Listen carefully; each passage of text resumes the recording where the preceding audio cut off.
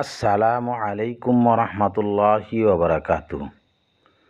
যদি আপনার সন্তান, আপনার বাচ্চা আপনাকে অনেক কষ্ট দেয়, আপনার অবাধ্য হয়, আপনার কোনো কথা মানে না, যখন বাবা ঘর থেকে চলে যায় তখন মাকে কষ্ট দেয়, স্কুলে যায় না,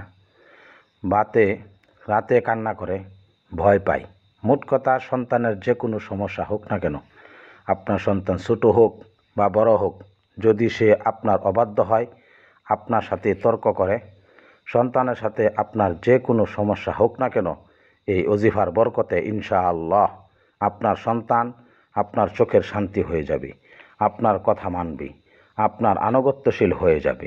প্রিয় দর্শক শ্রোতাবিন্দু, মা বাবা সন্তানকে অনেক আদর করে লালন পালন করে এবং অনেক কষ্ট করে লালন পালন করে, সন্তানের জন্য অনেক কষ্ট করে কামাই রোজগার করে, যাতে সন্তান ভালো করে খেতে পারে, সন্তানের যেন কষ্ট না হয় এবং বড় হয়ে যেন ভালো কিছু করতে পারে, এই জন্য সন্তানকে পড়ালেখা করায়। কিন্তু এই সন্তানই যখন মা বাবাকে কষ্ট দেওয়া শুরু করে, সন্তান মা বাবার কথা শুনে না, অনেক রাগী হয়, মা বাবার অবাধ্য হয়, তখন মা বাবার মনে অনেক কষ্ট হয়, এতে কষ্ট করে লালন পালন করলাম, এখন সেই বাচ্চা কষ্ট দিই, মা বাবাকে কষ্ট দেয়, লাঞ্ছিত করে, এই বিষয়টি বড় সন্তানের ব্যাপারে হয়ে থাকে। এবং সন্তান যদি ছোটো হয় তাহলে ছোটো বাচ্চার জন্য এই ওজিফা অনেক কাজ করে। বাচ্চা যদি অনেক দুষ্টামি করে, অনেক রাগী হয়, অনেক জ্বালা যন্ত্রণা করে, ইনশাআল্লাহ এই ওজিফার বরকতে সেই বাচ্চাও ঠিক হয়ে যাবে। সব বয়সের সন্তান ঠিক হয়ে যাবে, সন্তান ছোট হোক বা বড় হোক, ইনশাআল্লাহ আনুগত্যশীল হয়ে যাবে। ওজিফাটি কীভাবে পড়বেন? দিনের যে কোনো সময় করতে পারবেন, যে কোনো নামাজের পর করতে পারবেন, যখনই আপনার সুযোগ হবে এই ওজিফাটি করবেন। সর্বপ্রথম আপনার নিকট গ্লাসে করে 1 গ্লাস পানি রাখুন, অতঃপর বসে 11 বার দুরুদে ইব্রাহিম পড়ুন। যদি দুরুদে ইব্রাহিম পড়তে না পারেন তাহলে অন্য যে কোনো সহজ দুরুদ পড়তে পারেন। দুরুদ শরীফ 11 বার পরে গ্লাসের পানিতে 3 বার ফুঁক দিন, অতঃপর সূরা ইখলাস 11 বার পড়ুন।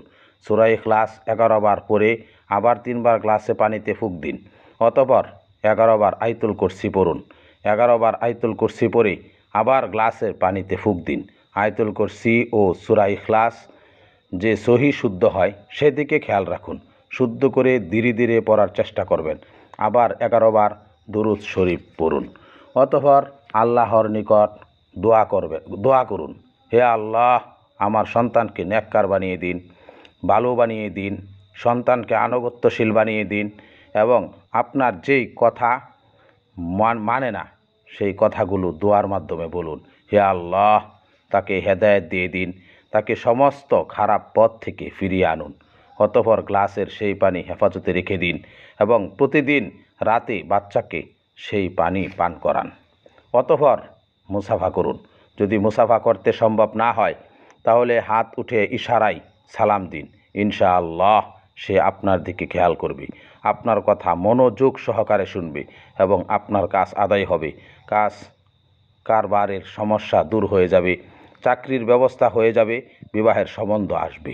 মোট কথা, সমস্যার জন্য কথা বলবেন, সেই সমস্যার সমাধান হবে ইনশাআল্লাহ। আল্লাহ তাআলা আমাদেরকে মনোযোগ সহে ঘনিষ্ঠভাবে আদায় করার তৌফিক দান করুন। আমিন।